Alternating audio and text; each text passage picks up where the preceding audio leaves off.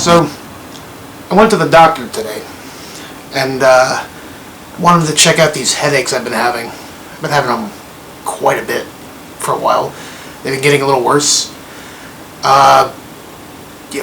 Headache here, migraine there, the kind that hurts all the way down your head, Real pain in my ass. And,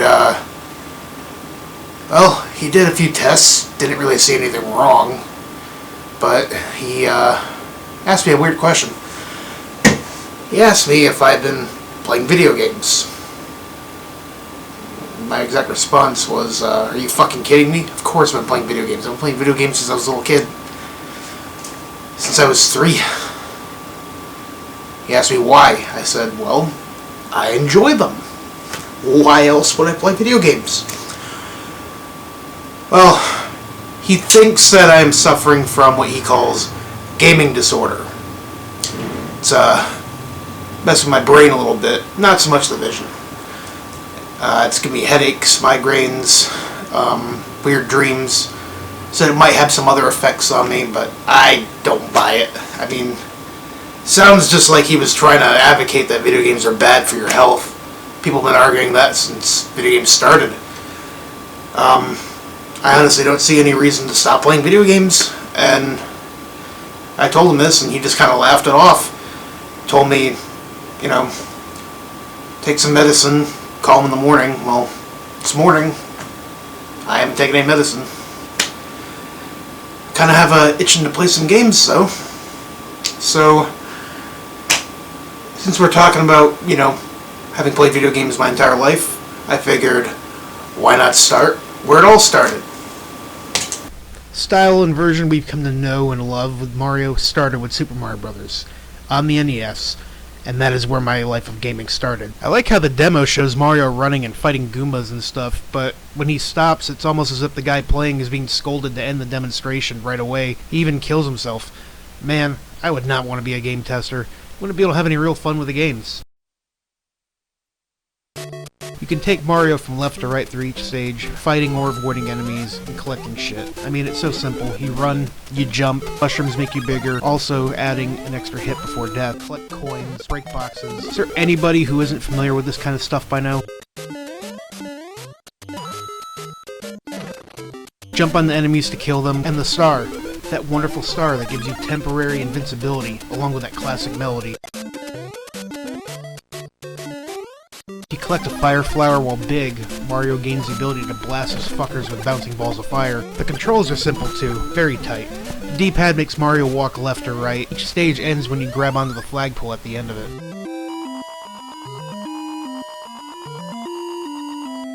Ah, classic. Since Mario is a blue-red colored plumber, he can use pipes to navigate to other areas underground, often finding power-ups, coins, or shortcuts.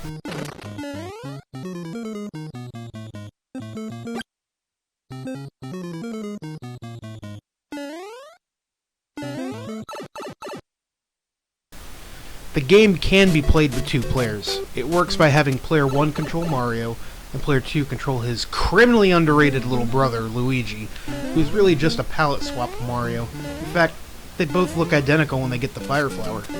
Player 1 plays through the game until he dies. Then it is player 2's turn to do the same. There's no real gameplay interaction, but it still worked and was better than having to wait until your friend or sibling finished the game before you could play. Each world has 4 stages, with the 4th always being a castle. Here you need to either kill Bowser with fireballs, or get behind him to activate a switch that will drop the bridge out from underneath him. Toad then informs you that the bitch princess is in a different castle, and you move on to the next world stages. Rinse and repeat. There's 8 worlds total, and then the game is finished. Now, I had beaten this game once on the NES when I was a kid, and I have beaten it several times since, both with and without warping, but it has been years since I've beaten it at all. So what you're seeing here is me playing through it via the NES Classic, which honestly is as close as you can get to playing the original cartridge, unless you bitch out and use save states. Saving is very convenient in games, don't get me wrong, but this game I think works perfect enough without having to save. I mean, half the challenge comes from getting that game over and having to start over. There are other games, even on the NES, that would have benefited from saving, but for this one, in my opinion, going old school is the only way to go. Earlier, I said that Luigi was criminally underrated, and I meant it. In my honest opinion, I always preferred Luigi to Mario. In just about every game you can play, even the ones where they're identical except for the color. I don't know what it is, maybe it's just the fact that you usually had to play this as player 2, but I've always liked Luigi, and I really think he deserves a lot more credit than just being Green Mario. So, if I'm gonna beat this game, I'm gonna beat it as Luigi, mark my words. The Hammer Brothers in World 8 are probably the worst in the whole game. I like to imagine them having an epic bloody fist fight with the Mario Brothers. There is so little safe space to work with these guys, especially in 8-3. This is probably responsible for more late game overs than any other part of the game. So the basic rule of thumb, you better get the Fire Flower for this level, because without it, you're fucked, and getting one here is not that easy to do. Play it safe, don't get hit, and be sure to bring that Fire Flower over to the final level, because you will need it there. Level 8-4 is a real pain in the ass if you've never been here before. You gotta pick the right pipes to duck into, you got the usual castle bullshit on top of it, then the cheap start jumping in. It's not that hard to get past this part, but it's very, very easy to lose that Fire Flower. Once you get past that prick, the last thing to do is confront Bowser for the last time. That asshole throws non-stop hammers at you, still uses that fire breath shit too. Obviously, the easy way is to just pelt him with fireballs until he croaks. Me right here, I was having a rough fucking time. I got to Bowser, and all I had was myself. One hit, certain death. I died a lot in World 8, so this took me several playthroughs to complete. There you have it. I beat Bowser the hard way. For years, most gamers always ask the same questions. Why didn't she just kiss him? She does in later games, but if you ask me, Peach is holding out. I mean, Mario just saved her ass. He went through a lot, especially if he brought his brother along. Least she can do is kiss the motherfucker. So the princess is finally rescued, and she doesn't really do much of anything. She tells you that there's another quest. It's essentially just a harder version where you can level skip at the main menu, but all the Goombas are replaced with those black beetle things, which means you can't kill them with fireballs. Makes the game harder. No matter how you look at it, the very best platformers to this very day are the ones that took cues from this game. It stands the test of time in that regard. And even though it seems very primitive, even by standards of the next few games in the series, I think that anyone who plays games needs to play this at some point or another. It's a classic. And of course, they had to port this game. It was inevitable. The first real port for this game was on the Super Nintendo. It was part of the compilation game Super Mario All-Stars. Since we're here, let's do a quick run of that game too. Essentially, it's a remake with, some nice polish on it. It was really nice to see it, but it still runs and plays the same way.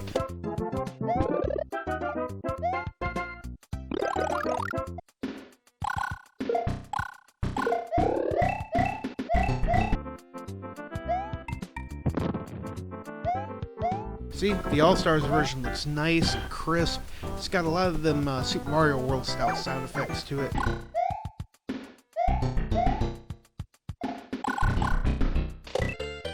They added a little bit here and there, like the backgrounds during the screens between levels, and some of the animations are a little bit different.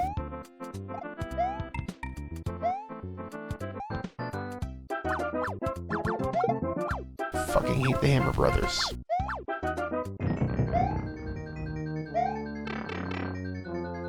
Some of the old ones had a different charm that I prefer, but this was a really nice package, honestly.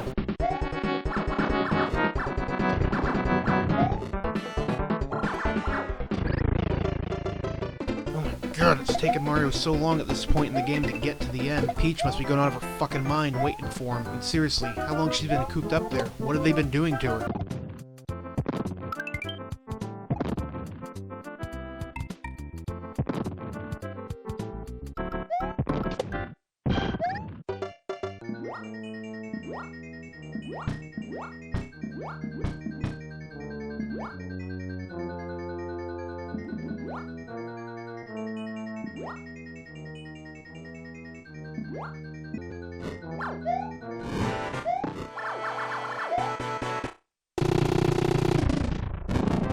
The princess is actually in a cage, but if you notice, this time, she fucking kisses Mario.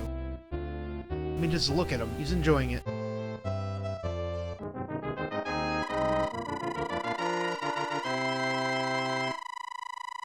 But Nintendo was not finished there. There exists a port of this game on the Game Boy. While the Game Boy was essentially a handheld NES, the games were nowhere near the full quality of the NES. It's a portable gaming system, so of course it's going to be scaled back. But this time around, they made an exception. Super Mario Bros. Deluxe is a complete port of the NES game, complete with the perfect NES sprites and sounds. If you do not understand just how impressive this was for the Game Boy at that time, you probably never grew up with a Game Boy. This was a shock, like seeing the Batmobile drive down the road, or walking in on Santa banging your mom.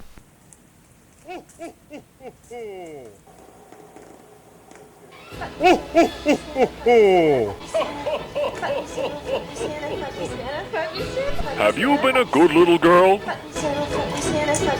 This was a hell of a game for the Game Boy Color. Nintendo didn't fuck around with it. It has the entire game, but it also has a bunch of extras to go with it. Like I said, this game comes packed with lots of extras. You've got the original game, you've got Challenge Game. If you have a friend with their own copy, you can play Versus. So now we're going to get into the actual game. Select a file, because yes, you can save in this game. And I will say, because this is a handheld version, I have no problem being able to save. They introduce a nifty little map screen like in later games, so that's kind of cool. If you hit select, you can play as Luigi. Shows which ones you've cleared as well. Graphics look great, but if you notice, it's almost as if they're zoomed in. That's because they are. See, the Game Boy had a very small square-shaped screen compared to a television set, so they zoomed the camera right in on Mario. Problem is, since everything's scaled the same way, that means that you're losing your view. It makes it harder to see things above you and to the side of you. This does make it much easier to run into enemies. They did add a feature where if you hit the select button, it'll pivot the Mario as far left as you can. This can be helpful in a few instances, especially in places like when you're throwing fireballs at Bowser or something. But you generally don't want to go through the main level this way, because if someone's just slightly behind you, they will hit you. You see, in the original game, there was this thing where you couldn't go to the left at the edge of the screen. This does continue in Deluxe, but because it's zoomed in, you get a little bit of leeway to walk behind you.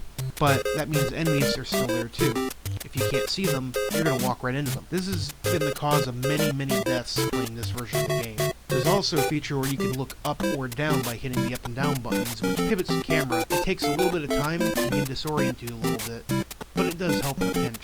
Speaking of disorienting, I don't know if you've noticed, but when you're moving really fast, especially when there's lots of sprites on the screen, they kind of do this weird thing where they almost bend around slightly to the left and right. It makes you feel like you're looking at a fishbowl and it's playing it real close, and it can really strain the eyes. Not only that, but when you're moving really fast, everything gets a little bit blurry. That can also give you a headache if you're not careful. If you're playing this on a console or a big screen like I am, you might want to zoom it out a little bit. Princess is animated this time, and she actually gives Mario a kiss. Whoop-de-fucking-do. Had a nice little cutscene on top of it. Mario's got this stupid shit-eating grin like, yeah, guess what I'm about to do, guys. Beating the original game, of course, gives you the opportunity to play through on the harder mode, which, again, you can select any level you want, just like the original game. But that's not the only extra this game packs, because there is a challenge mode. Challenge mode, you go and you select any level that you've completed, and it gives you some set parameters. There's 5 red coins in each stage. I believe there's supposed to be some Yoshi eggs, but I don't remember how to get to them. You can laugh at me later if you want. It also shows you a score with a maximum score. I don't think it's possible to get the maximum score in some of these levels, honestly, but the whole point is to get as high of a score as you can, so it's not as much about just beating the game, it's about cleaning the stage like a pro and collecting the extras. It's a fun little diversion, and half the challenge from that comes from making sure you completed the levels in the main game, so if you use warp zones, you're going to have to go back and play through the game the hard way to unlock everything. Definitely worth doing if you're a completionist. Then you've got this toy box, which gives you a whole bunch of backdrops you can use. The Peach here, you can actually select the main splash screen when the game starts. And you can put your own little messages on it too. Check out mine.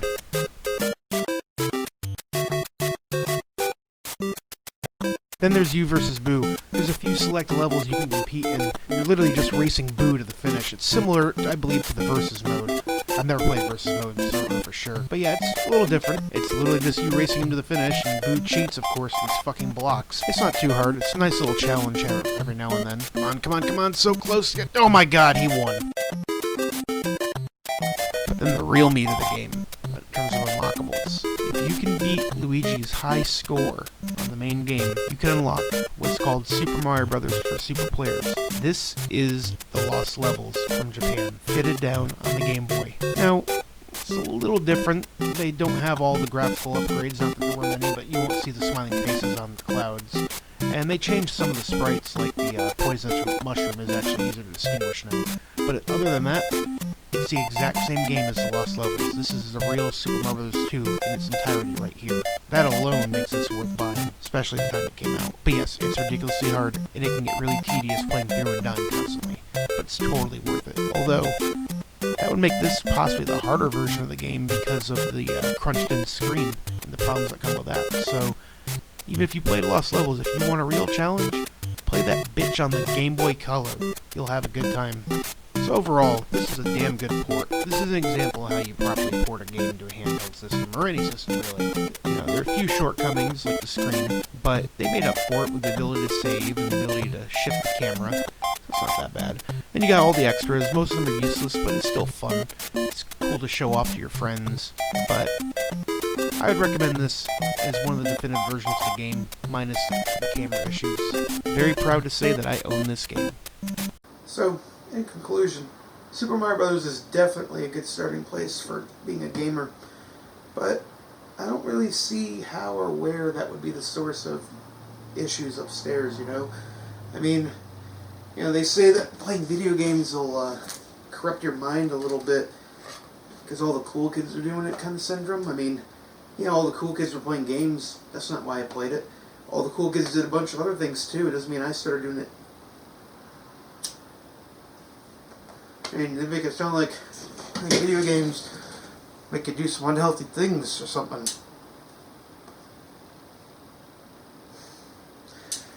Make it seem like it'll give you all kinds of bad habits. Shit, it's 10 a.m. And they even try to say that, you know, video games cause, you know, violence. I mean, I just don't see where that's really a valid point to make there.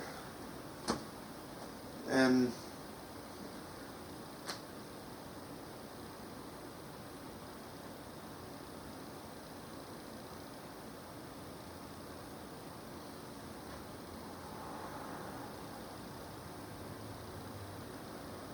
oh my god. Oh fuck. Alright. Oh my god. Oh my god, I gotta get out of here.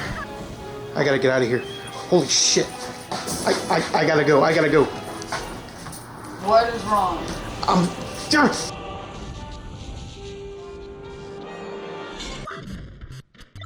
I'm seeing shit. Whoa! Whoa! Again? Let's go to the doctor.